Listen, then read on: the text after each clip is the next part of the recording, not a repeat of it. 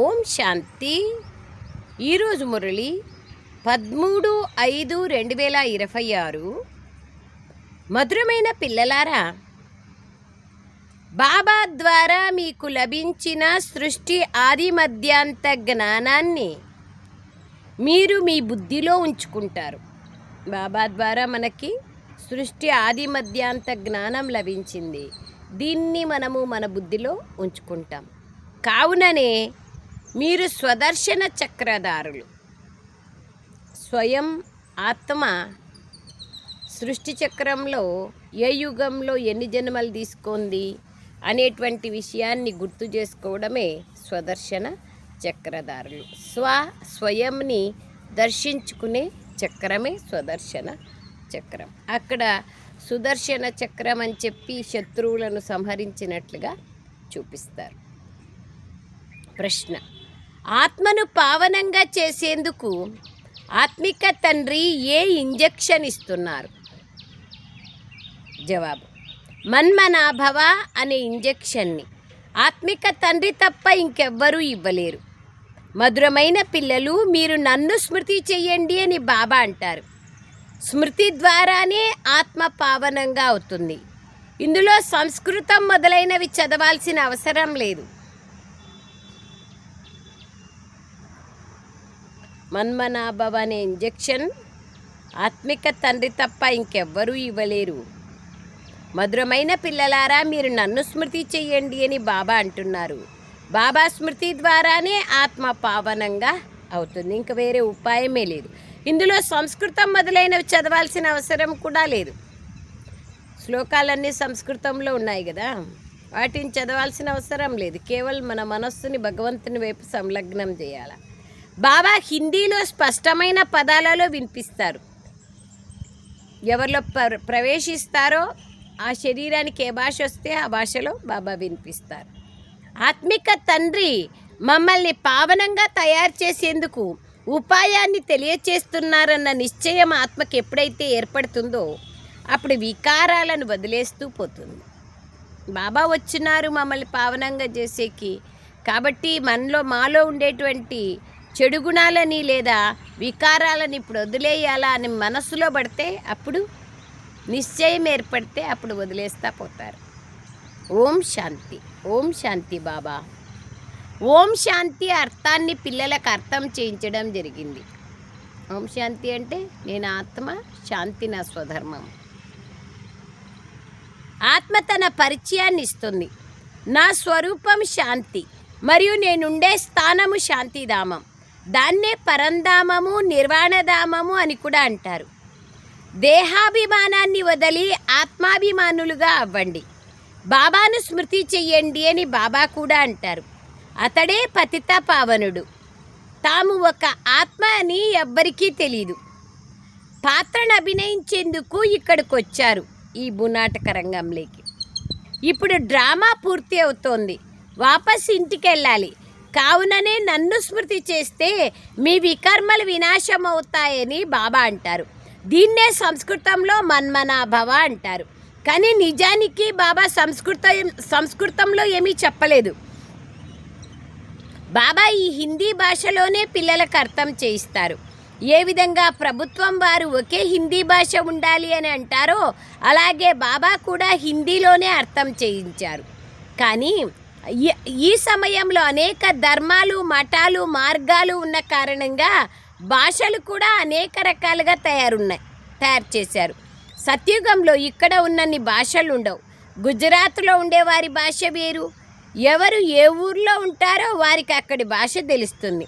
అనేక మంది మనుషులు ఉన్నారు, అనేక భాషలు ఉన్నాయి. అంతే కదా.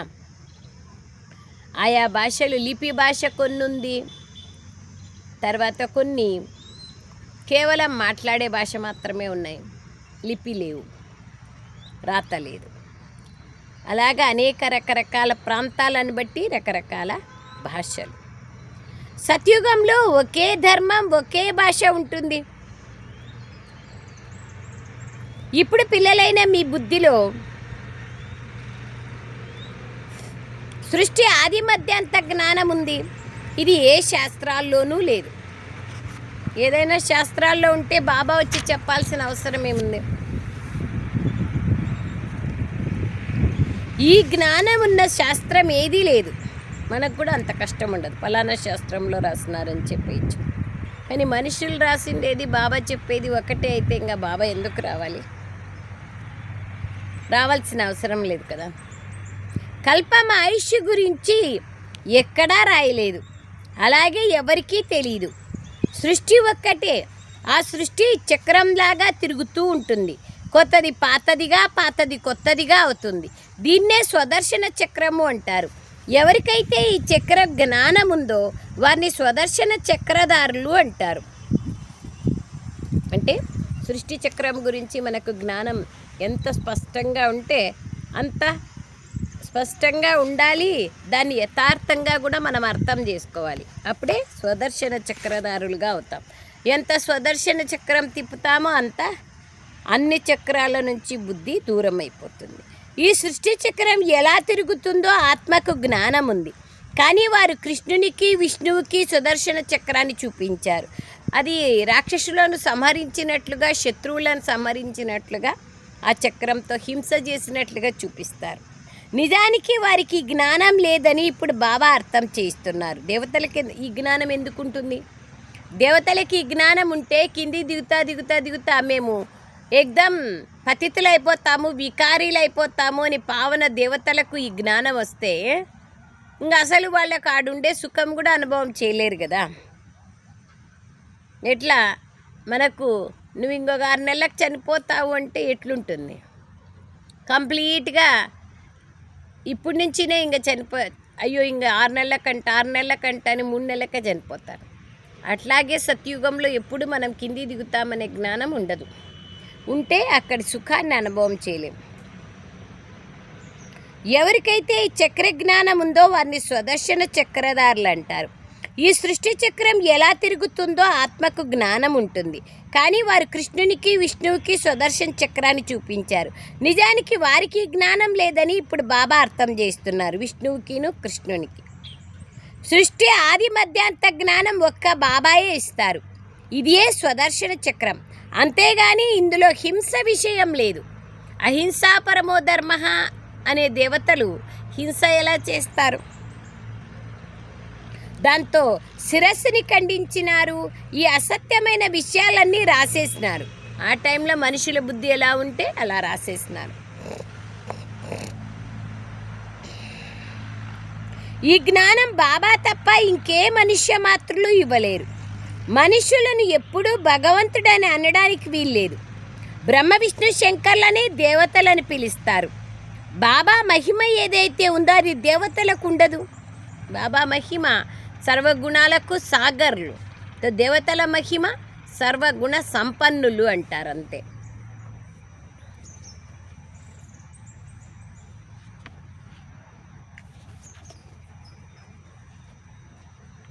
ఈ జ్ఞానం బాబా తప్ప ఇంకే మనుష్య మాత్రుల్లోనూ లేదు. మనుషులను ఎప్పుడు భగవంతుడు అనడానికి వీల్లేదు.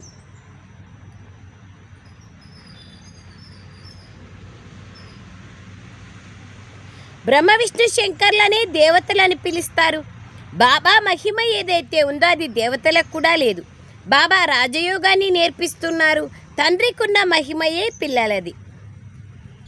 అది కూడా అనడానికి వీల్లేదు. పిల్లలు పునర్జన్మలు తీసుకుంటారు, బాబా పునర్జన్మలేకి రారు. పిల్లలు తండ్రిని స్మృతి చేస్తారు. భగవంతుడు ఉన్నతోన్నతమైన వాడు, అతడు సదా పావనుడు. పిల్లలు పావనంగా మళ్ళీ పతితంగా అవుతారు. కానీ తండ్రి సదా పావనుడు, ఆయన పతితంగా కారు. పిల్లలకు తండ్రి వారసత్వం కూడా కావాలి. ఒకటి ముక్తిధామం యొక్క వారసత్వము, మరొకటి జీవన్ముక్తిధామం యొక్క వారసత్వము. 2 స్థిరాస్తి చరాస్తి. స్థిరాస్తి ముక్తిధామము, చరాస్తి జీవన్ముక్తిధామం. పరివర్తన అవుతుంది కదా. శాంతిధామాన్ని ముక్తి అని, సుఖధామాన్ని జీవన్ముక్తి అని అంటారు. ముక్తి అందరికీ లభిస్తుంది. ప్రపంచంలో ఉండే సర్వ ప్రాణికోటికి కూడా ముక్తి లభిస్తుంది, పరంధామానికి వెళ్ళిపోతారు. కానీ ఎవరైతే బాగా చదువుకుంటారో వారికే జీవన్ముక్తి లభిస్తుంది. భారతదేశంలో తప్పకుండా జీవన్ముక్తి ఉండేది, మిగిలిన వాళ్ళంతా ముక్తిధామంలో ఉండేవారు. సత్యుగంలో కేవలం ఒక్క భారతఖండం మాత్రమే ఉండేది. అక్కడ లక్ష్మీనారాయణల రాజ్యం ఉండేది. లక్ష్మీనారాయణల మందిరాలను అన్నింటికన్నా ఎక్కువగా నిర్మిస్తారు. మందిరాలు నిర్మించే బిర్లా మొదలైన వారికి ఈ లక్ష్మీనారాయణలకు ఆ రాజ్యం ఎక్కడి నుంచి లభించింది అనేదే తెలియదు. ఎంతకాలం రాజ్యం చేస్తారో కూడా తెలియదు. మళ్ళీ వారు ఎక్కడికి వెళ్ళిపోయారు అనేది తెలియదు. మరి వారి పూజ బొమ్మల పూజ వంటిదే కదా. వాళ్ళ బయోగ్రఫీనే తెలియదంటే బొమ్మల పూజతో సమానమే కదా. దీన్నే భక్తి అంటారు. మీరే పూజ్యులు, మీరే పూజారీలు అని అంటారు. పూజ్యులు మరియు పూజారీలలో ఎంత తేడా ఉంది? దీనికి కూడా ఏదో అర్థం ఉంటుంది కదా. ఎంత సమయం పూజారీలుగా, ఎంత సమయం పూజ్యులుగా ఉంటిమి ఇప్పుడు మీరు తెలుసుకున్నారు. ఎవరైతే వికార్లో వారిని పతితులు అంటారు. క్రోధం చేసేవారిని పతితులు అన్నారు.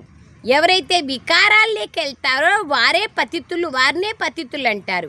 ఈ సమయంలో మీకు జ్ఞాన అమృతం లభిస్తోంది. జ్ఞాన సాగరుడు ఒక్క బాబానే. ఈ భారతదేశం సతోప్రధానమైనది, ఉన్నతోన్నతమైనది. ఇప్పుడు ఇది తమోప్రధానంగా అయిపోయింది. ఈ విషయాలు మీ బుద్ధిలో ఉన్నాయి. ఇక్కడ ఏ రాజ్యము లేదు. ఇది ప్రజల రాజ్యం. సత్యుగంలో చాలా కొద్ది మంది ఉంటారు. ఇప్పుడు ఎంతోమంది ప్రజలు ఉన్నారు. లక్షల కోట్ల మంది ఉన్నారు. వినాశపు ఏర్పాట్లు కూడా జరుగుతున్నాయి. ఎక్కడ చూసినా యుద్ధం యొక్క వాతావరణం కదా. ఢిల్లీ స్వర్గంగా అవ్వాల్సిందే, కానీ ఇది ఎవరికీ తెలియదు. ఇది కొత్త ఢిల్లీ అని వారు రాస్తారు. ఈ పాత ప్రపంచాన్ని పరివర్తన చేసేది ఎవరు అనేది ఎవరికీ తెలియదు.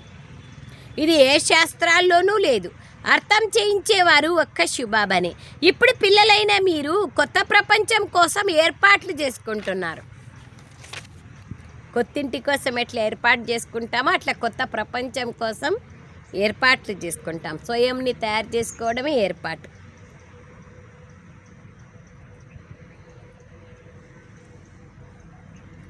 గవ్వ నుండి వజ్రం వలె తయారవుతున్నారు.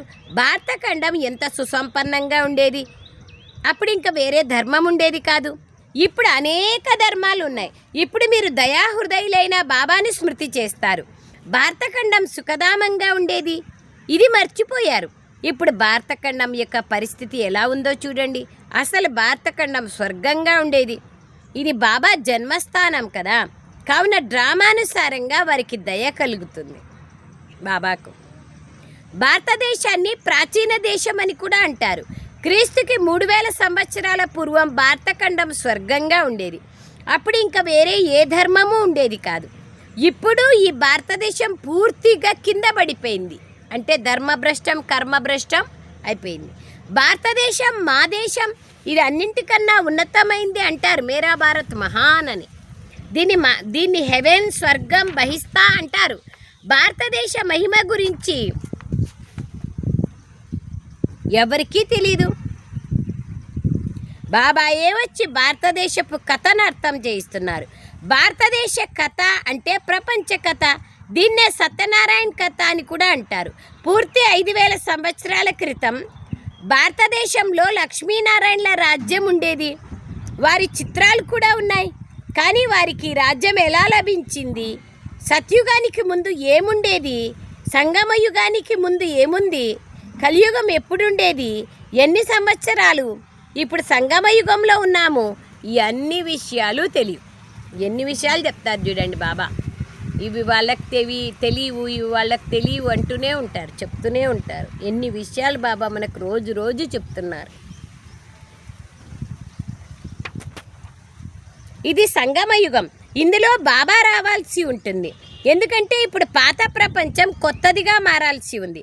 కావుననే పతిత ప్రపంచాన్ని పావనంగా చేసేందుకు నేను రావాల్సి ఉంటుంది అని బాబా అంటారు. మళ్ళీ సర్వవ్యాపి అంటారు. నా గురించి యుగ యుగంలోనూ వస్తానంటారు. కావున మనుషులు తికమకబడ్డారు. సర్వవ్యాపి అంటే అందరిలో ఉన్నట్లే. అందరిలో ఉన్నారంటే మళ్ళీ వస్తారనే మాట లేదు. వస్తారంటే 4 యుగాలు, 4 జన్మలే ఉండాలా, 4 అవతారాలు. కానీ దశావతారాలు ఎక్కడి నుంచి వచ్చినాయి? ఇవన్నీ అర్థం చేసుకోవాల్సిన విషయాలు. యుగ యుగంలోనూ వస్తానని అంటారు. కావున మనుషులు తికమకబడినారు. సంగమయుగం గురించి కేవలం మీకు మాత్రమే తెలుసు. మీరెవరు? ప్రజాపిత బ్రహ్మకుమారీస్ అని బోర్డు పైన రాసి ఉంది. మరి బ్రహ్మకు తండ్రి ఎవరు? శివుడు. అతడు ఉన్నతోన్నతమైన వారు. ఆ తర్వాత బ్రహ్మ ద్వారా రచన జరుగుతుంది. ప్రజాపిత అని తప్పకుండా బ్రహ్మనే అంటారు. శివుణ్ణి ప్రజాపిత అనరు. శివుడు సర్వాత్మలకు నిరాకారుడైన తండ్రి. వారు ఇక్కడికి వచ్చి ప్రజాపిత బ్రహ్మ ద్వారా దత్తు తీసుకుంటారు. నేను ఇతడిలోకి ప్రవేశించాను అని బాబా అర్థం చేస్తున్నారు. ఇతడిలేకంటే బ్రహ్మలేకి. ఇతడి ద్వారా బ్రహ్మముఖ వంశావళి బ్రాహ్మణులైన మీరు తయారయ్యారు. బ్రహ్మ ద్వారానే అందరినీ బ్రాహ్మణులుగా చేసి ఆ తర్వాత దేవతలుగా తయారు చేస్తాను. మీరే బ్రాహ్మణులుగా, క్షత్రియులుగా, వైశ్యులుగా, శూద్రులుగా అయ్యారు. ఇప్పుడు మళ్ళీ శూద్రుల నుండి బ్రాహ్మణులుగా అవ్వాల్సి ఉంటుంది. మీరు ఇక్కడికి వచ్చి బ్రహ్మ పిల్లలుగా అవుతారు. బ్రహ్మ దత్తు తీసుకుంటారు.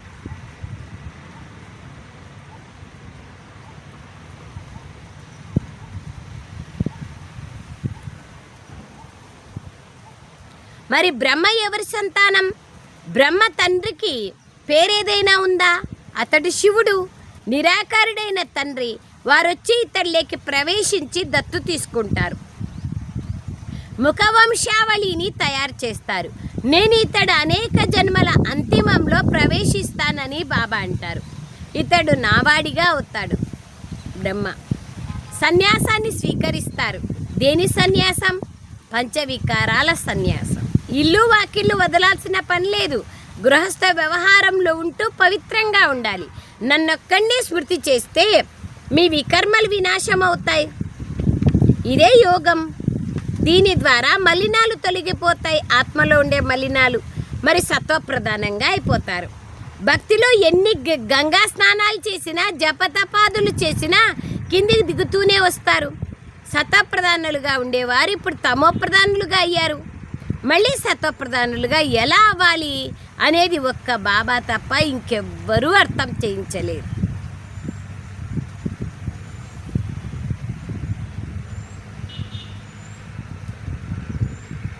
బాబా అంటున్నారు. బాబానే వచ్చి అర్థం చేస్తే తప్ప మనకు అర్థం కావడం లేదు. బాబా చెప్తూ ఉంటే కూడా రోజు రోజు మర్చిపోతూ ఉంటాం.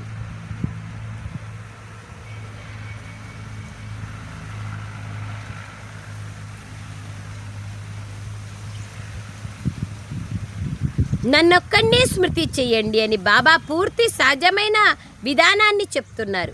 ఈ విధంగా ఆత్మలతో మాట్లాడుతున్నారు. బాబా గుజరాతీ భాషలో, సింధీ భాషలో మాట్లాడడం లేదు. ఆత్మలతో మాట్లాడుతున్నారు. గుజరాతీలతో, సింధీలతో మాట్లాడడం లేదు. ఆత్మలతో. అందరూ ఆత్మలే కదా. ఇది ఆత్మిక జ్ఞానం. శాస్త్రాల్లో దైహిక జ్ఞానం ఉంది. ఆత్మకే జ్ఞానం కావాలి. ఆత్మయే పతితంగా అవుతుంది. దానికే ఆత్మకే ఇంజెక్షన్ కావాలి. మన్మనాభావం అనే ఇంజెక్షన్. బాబాను ఆత్మిక అవినాశి డాక్టర్ అని కూడా అంటారు. నేను మీ ఆత్మిక డాక్టర్ని. వారు వచ్చి తమ పరిచయాన్ని ఇస్తున్నారు.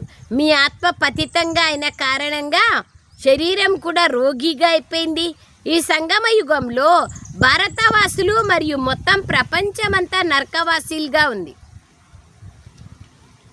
మళ్ళీ స్వర్గవాసీలుగా ఎలా అవుతారు? బాబాయే వచ్చి అర్థం చేయిస్తారు. నేనే వచ్చి పిల్లలందరినీ స్వర్గవాసీలుగా తయారు చేస్తాను అని బాబా స్వయం చెప్తున్నారు. తప్పకుండా మేము నరకవాసులుగా ఉన్నామనే కదా. దుఃఖం ఉంది అంటే నరకం ఉందనే కదా. అది అపారమైన దుఃఖం ఉంది కదా. ఎక్కడ చూసినా మోసం, దుఃఖం. కలియుగాన్ని నరకం అని కూడా అంటారు. ఇప్పుడు ఈ నరకం కూడా అంతం కానున్నది. భారతవాసులు ఈ సమయంలో రౌరవ్ నరకంలో ఉన్నారు. దీన్నే రావణ రాజ్యం అంటారు. ఎప్పుడూ గొడవలు పెట్టుకుంటూనే ఉంటారు. ఇప్పుడు బాబా స్వర్గంలోకి తీసుకెళ్లేందుకు మిమ్మల్ని అర్హులుగా చేస్తున్నారు. కావున వారి మాట వినాలి కదా. అంతే కదా. మనల్ని దుఃఖం నుంచి దూరం చేసి సుఖ ప్రపంచంలోకి తీసుకెళ్తున్నారంటే వాళ్ళ మాట వినాలి కదా. వీరికి తమ ధర్మశాస్త్రం గురించి తెలీదు. తండ్రి గురించే తెలీదు. హిందూ ధర్మస్థలు అంటారు. హిందూ ధర్మం యొక్క శాస్త్రం ఏమీ తెలీదు. బాబా గురించి కూడా తెలీదు. నేను మిమ్మల్ని పతితుల నుండి పావనులుగా తయారు చేశాను. అంతేకాని శ్రీకృష్ణుడు కాదు. కృష్ణుడు నంబర్ 1 పావనుడు. కృష్ణుడిని కూడా ఆ విధంగా తయారు చేసింది శివబాబానే కదా. అతన్ని శ్యామసుందరుడు అంటారు. కృష్ణుని ఆత్మ పునర్జన్మలు తీసుకుంటూ ఇప్పుడు నల్లగా పతితంగా అయిపోయింది. కామాగ్ని పైన కూర్చొని నల్లగా అయిపోయారు. జగతంబని నల్లగా ఎందుకు చూపిస్తారనేది ఎవ్వరికీ తెలియదు.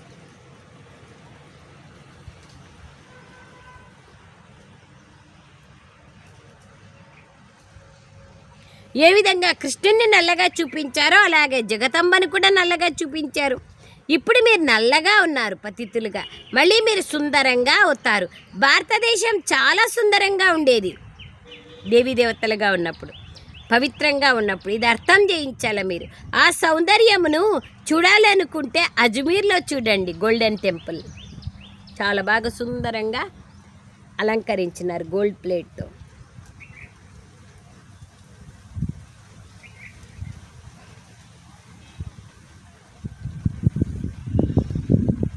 బాబా అంటున్నారు అజ్మీర్లో చూడండి, స్వర్గంలో బంగారు వజ్ర వైడూర్యాలతో నిర్మితమైన మెహల్స్ ఉంటాయి, ఇప్పుడు రాళ్ళ రప్పలతో తయారైనాయి.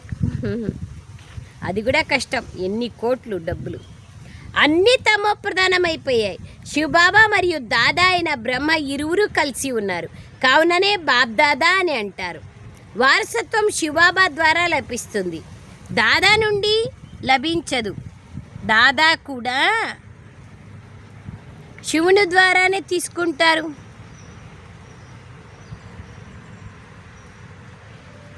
బ్రహ్మ ద్వారా విష్ణుపురి స్థాపన జరుగుతుంది. ఇప్పుడు ఇది రావణ రాజ్యం. మీరు తప్ప అందరూ నరకవాసీలుగా ఉన్నారు. మీరు ఇప్పుడు సంగమ యుగంలో ఉన్నారు. ఇప్పుడు పతితుల నుండి పావనులుగా అవుతున్నారు, మళ్ళీ విశ్వాధిపతులుగా అయిపోతారు. పావనమైపోతేనే పావన ప్రపంచానికి మాలికులుగా అవుతాం కదా. పావన ప్రపంచం ఉన్నప్పుడు ఒకే ఖండం ఉంటుంది, ఒకే రాజ్యం ఉంటుంది, వేరువేరే ఖండాలు, ఇంత పెద్దగా ప్రపంచం ఉండదు. ఈ విషయాలు అర్థం చేయించేది స్వయం భగవంతుడు, మనిషి కాదు. మీకు మురళిని ఎవరు వినిపిస్తున్నారు? సాక్షాత్ పరమాత్మ. వారు పరంధామం నుండి పాత ప్రపంచంలోకి, పాత శరీరంలోకి మీకోసం వస్తారు. ఎవరికైనా ఈ నిశ్చయం ఏర్పడిందంటే కలుసుకోకుండా అసలు ఉండలేరు. మొదట బేహద్ తండ్రిని అయితే కలుసుకోవాలి అంటారు. వారు ఉండజాలరు. స్వర్గానికి యజమానిగా తయారు చేసే ఆ బేహద్ తండ్రి వద్దకు మమ్మల్ని వెంటనే తీసుకెళ్ళండి, అసలు వారిని మేము చూడాలి అంటారు. శివబాబా రథం ఏది? వారు గుర్రాన్ని శృంగారం చేశారు. యా హుసేన్, హుసేన్ కా గోడా అని ముస్లిం సహోదరులు తెల్లని గుర్రము, ఎర్రటి దుప్పటి కప్పి ఉంటారు. దానికంతా శృంగారం చేస్తారు. గుర్తుగా పైన దుప్పటిని కప్పుతారు. ఆ రథము మహమ్మద్ పైగంబర్ మహమ్మద్ యొక్క రథం. అతడు ఆ ధర్మాన్ని స్థాపించాడు అని అంటారు. భారతవాసులు ఎద్దుకు తిలకాన్ని దిద్ది మందిరంలో పెడతారు నందికి. దానిపైన శివుడు సవారీ చేసినారని చెప్తారు. ఎద్దుపైన శివుడు కానీ శంకరుడు కానీ సవారీ చేయరు. వారు ఏమీ అర్థం చేసుకోరు. శివుడు నిరాకారుడు, మరి అతడు ఎలా సవారీ చేస్తాడు? ఎద్దుపైన కూర్చునేందుకు కాళ్ళు కావాలి కదా. ఇవన్నీ అంధశ్రద్ధ విషయాలు. ఆయన ప్రవేశం చేస్తారు కానీ దివ్యమైన ప్రవేశం మనలాగా గర్భంలో ప్రవేశించి జన్మ తీసుకోరు కదా బాబా.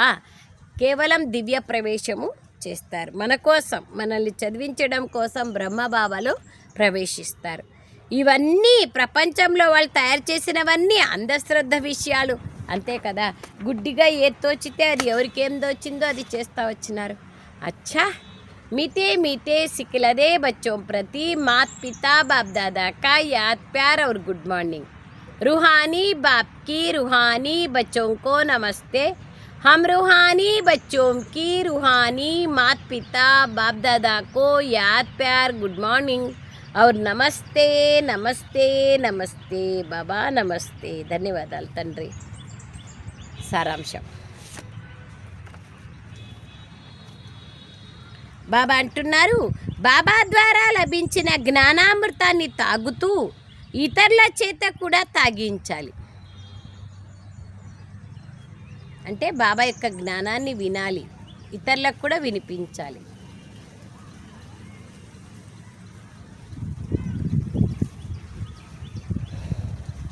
బాబా ద్వారా లభించిన జ్ఞానామృతాన్ని తాగుతూ ఇతరుల చేత కూడా తాగించాలి.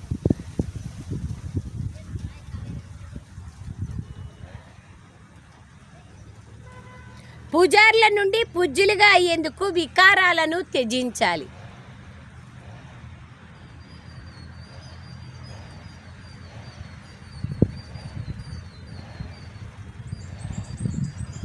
పూజారీల నుండి పూజ్యులుగా అయ్యేందుకు వికారాలను త్యజించాలి. సెకండ్ పాయింట్, స్వర్గంలోకి తీసుకెళ్లేందుకు అర్హులుగా తయారు చేసే బాబా చెప్పే ప్రతి విషయాన్ని అంగీకరించాలి, ఒప్పుకోవాలి.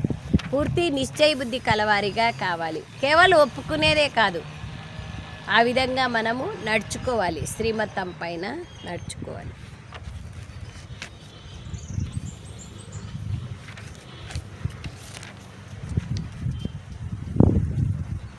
నిశ్చయ బుద్ధిగా కావాలి. వరదానం: అనుభవం యొక్క విల్ పవర్ ద్వారా మాయ యొక్క శక్తిని ఎదుర్కొనే అనుభవీమూర్తులుగా కండి.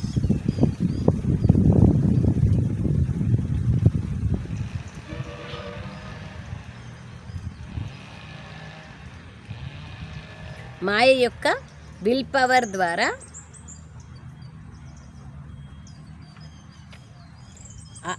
అనుభవం యొక్క విల్ పవర్ ద్వారా మాయ యొక్క శక్తిని ఎదుర్కొనే అనుభవీమూర్తులుగా కండి. వివరణ: అన్నింటికన్నా శక్తిశాలి స్థితి మీ అనుభవం. అనుభవీ ఆత్మ తమ అనుభవం యొక్క విల్ పవర్ ద్వారా మాయ యొక్క శక్తిని, అన్ని విషయాలను, సర్వ సమస్యలను సహజంగానే ఎదుర్కొంటుంది.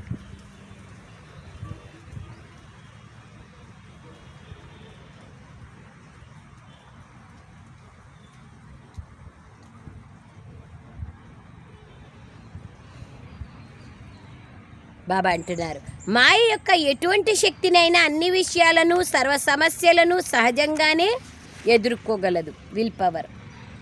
మరియు ఆత్మలందరినీ సంతుష్టపరచగలదు. ఎదుర్కొనే శక్తి ద్వారా సర్వులను సంతుష్టపరిచే శక్తి యొక్క విల్ పవర్ ద్వారా సహజంగా ప్రాప్తి లభిస్తుంది. కావున ప్రతి ఖజానాను అనుభవంలోకి తీసుకొస్తూ అనుభవీమూర్తులుగా కండి. బాబా 2-3 వారాల నుంచి అవ్యక్త మురళిలో కూడా ఇదే విషయం చెప్తున్నారు. అనుభవాల అథారిటీలోకి వెళ్ళండి, అనేక ఆత్మలని కూడా అనుభవం చేయించండి. స్లోగన్: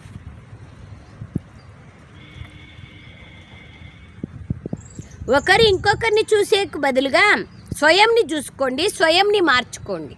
అంతే కదా, వేరే వాళ్ళని చూస్తే మనకేమొస్తుంది? అవ్యక్త సూచన: సదా అచల్గా, అడోలుగా ఉంటూ ఏకరస స్థితిని అనుభవం చేసుకోండి. మిమ్మల్ని మీరు ఇలా చెక్ చేసుకోండి. ప్రతి శక్తి, ప్రతి ప్రాప్తి, ప్రతి గుణం యొక్క అనుభవం ఉందా? ఒకవేళ అనుభవం యొక్క అథారిటీ ఉంటే ఎటువంటి పరిస్థితి అయినా కానీ అది అనుభవం అనే అథారిటీ ముందు ఏమీ పనిచేయదు, ప్రభావితం చూపించదు.